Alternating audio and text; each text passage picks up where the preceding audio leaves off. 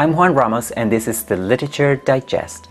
Today, the Odyssey by Homer, an epic poem that tells the story of Odysseus' long and perilous journey home after the Trojan War. Homer, a legendary poet from the 8th century BC, is renowned as the originator of epic storytelling with his iconic works The Iliad and the Odyssey.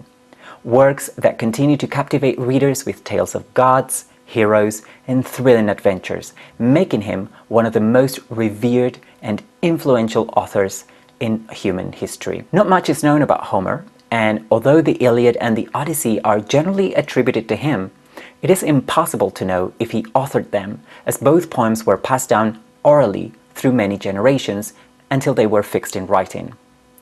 The Odyssey follows the Greek hero Odysseus, king of Ithaca, on his long journey home after the Trojan War. And when I say long, I mean long.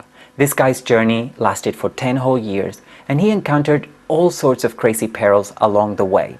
He lost all his crewmates, and in his absence, his wife and son had to deal with a group of unruly suitors competing for Penelope's hand in marriage. It is a wild ride, folks. The poem is divided into 24 books, just like the Iliad, and get this, it is one of the oldest works of literature, still widely read by modern audiences. That's pretty impressive if you ask me. But back in the day, given widespread illiteracy, the poem was performed by a special kind of storyteller known as an eoidos or rhapsode, and it was more likely to be heard than read. But what's really interesting about the Odyssey are the themes it explores. We're talking about stuff like the idea of return, which in Greek is nostos. There's also the concept of guest friendship or xenia, which is a big deal in ancient Greece. And let's not forget about testing and omens. These are all crucial themes in the poem. What's really cool though is that scholars still reflect on the narrative significance of certain groups in the poem, like women and slaves, both male and female, who actually have a more prominent role in the Odyssey than in many other works of ancient literature. It is a unique focus, especially when we compare it to the Iliad, which mostly centers on soldiers and kings during the Trojan War. So get ready for an epic tale of adventure, betrayal, and revenge, my friends. It all starts with the brutal 10-year Trojan War, which we all remember from the Iliad. Our hero, the great and mighty Odysseus, or Ulysses as some call him, king of Ithaca, is still missing in action, angering the sea god Poseidon and making his journey home one fraught with peril. Meanwhile, back on Ithaca, Odysseus' son Telemachus is all grown up and struggling to hold down the fort in his father's absence. He's stuck living with his mother Penelope and a gaggle of, get this, 108 rowdy, ambitious suitors who are all vying for her hand in marriage and basically taking over the palace. Not cool, guys. Thankfully, the goddess Athena is looking out for our hero and persuades Zeus to let him come home. Athena appears to Telemachus in disguise and urges him to find out what happened to his father. With her help, Telemachus sets out on a quest to uncover the truth. First up, Pylos, to visit the wise and respected Nestor. With Athena, now in the guise of a dude named Mentor, by his side, Telemachus sets sail for the mainland and has all sorts of adventures along the way. He meets up with Menelaus and Helen, yes, that Helen, and even learns about the murder of Agamemnon, another legendary Greek hero that you will of course remember from the Iliad. Meanwhile, back on Ithaca, the suitors are up to no good. They're plotting to kill Telemachus and take over the kingdom for themselves. But Penelope, ever the cunning one, overhears their plan and worries for her son's safety. Odysseus has been stranded on the island of Ogygia for 7 long years. Now, Ogygia may sound like a tropical paradise, but Odysseus is no vacationer there. He's a prisoner of the love-struck goddess Calypso. Despite her offer of immortality, our hero is determined to return home to his wife and kingdom. Luckily for him, the messenger god Hermes delivers some good news. Zeus has heard the pleas of the wise Athena and orders Calypso to set Odysseus free. With his freedom at last, Odysseus sets out to sea on a makeshift raft, with a little help from Calypso, who supplies him with food and drink. But the sea god Poseidon is not happy about Odysseus' escape and wrecks his raft. Just when it seems all hope is lost, a sea nymph named Ino appears and gives him a magical veil to help him swim ashore. And so our hero washes up on the shores of Scyria, the island of the Phoenicians, naked and exhausted. But he's not alone for long. The next morning, he wakes up to the sound of girls' laughter and spots the beautiful Nausicaa. It turns out Athena had appeared to her in a dream and instructed her to go to the seashore. Odysseus makes his appeal for help, and Nausicaa, being the kind-hearted soul that she is, encourages him to seek out her parents' hospitality. And so Odysseus finds himself in the company of the noble Arete and Alcinous, who promise to help him get back home without even knowing his true identity. But as we all know, secrets can't stay hidden forever. Odysseus asks the blind singer Telemachus to tell the tale of the Trojan horse, a story in which he played a major role. As he relieves the memory, his emotions get the best of him and he reveals his true identity. Odysseus recounts his story to the Phoenicians. It all started after a botched raid against the Cyclones, when storms blew Odysseus and his 12 ships off course. First up, they stumbled upon the land of the Lotus Eaters, where Odysseus had to drag his men away from the sweet fruit that made them forget about home. Then they landed on an island near the land of the Cyclopes, where they found a cave full of cheese and meat.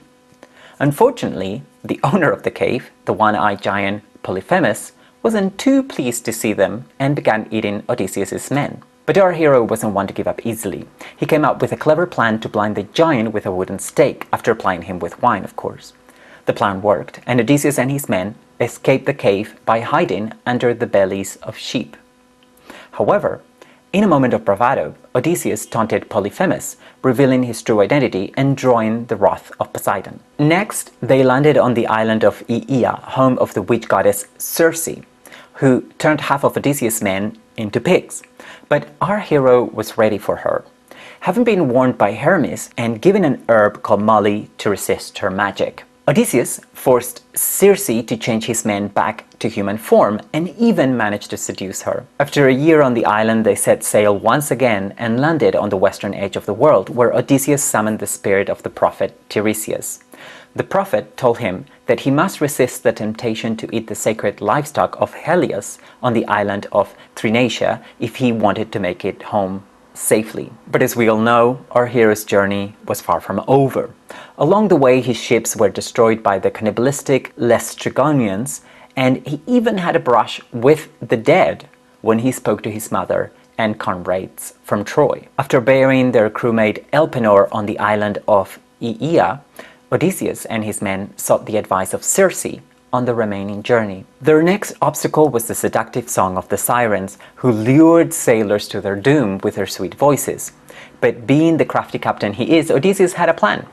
He had his men plug their ears with beeswax, and he tied himself to the mast so he could hear the song without being tempted to jump overboard. Talk about some serious willpower. But their journey wasn't over yet. Next up, they had to navigate the treacherous waters between Scylla, a six-headed monster, and Charybdis, a deadly whirlpool.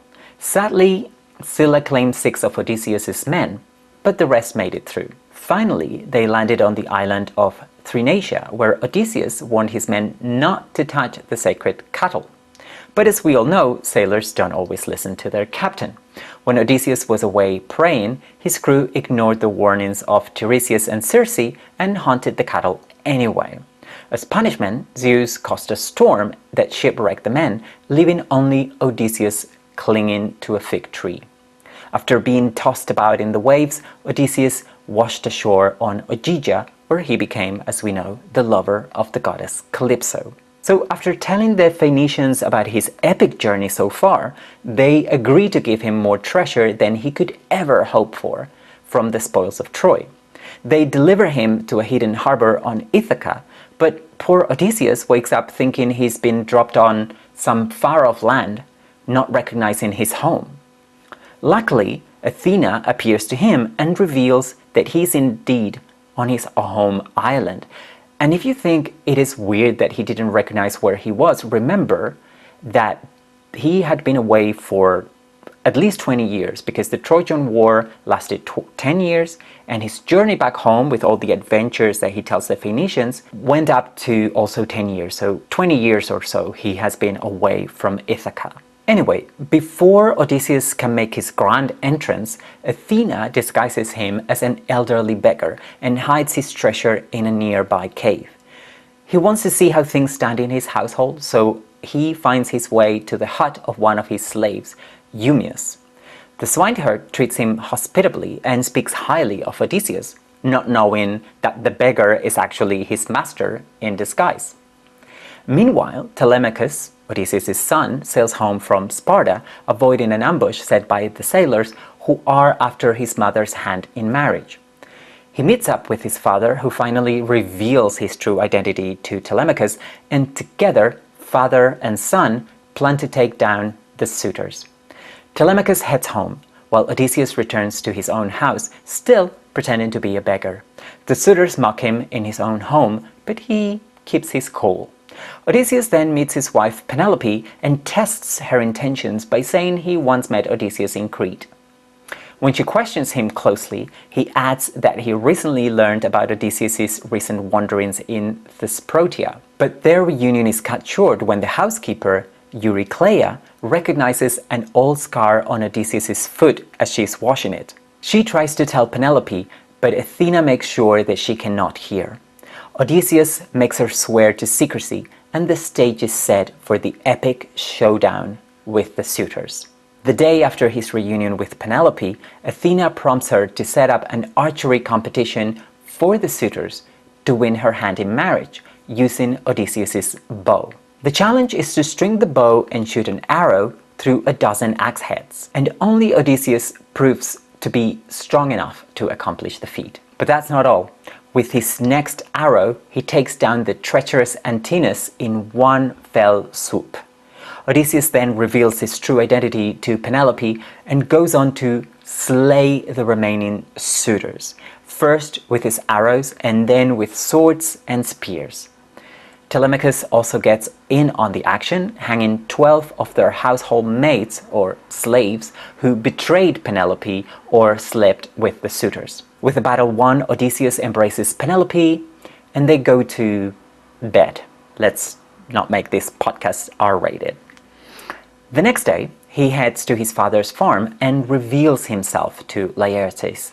But their reunion is cut short when a group of Ithacans, led by Eupeithes, who is Antinous' father, arrives seeking revenge for the death of the suitors. A battle breaks out, but Athena and Zeus intervene to stop the bloodshed. And so, after years of wandering and trials, Odysseus is finally reunited with his wife, son, and father.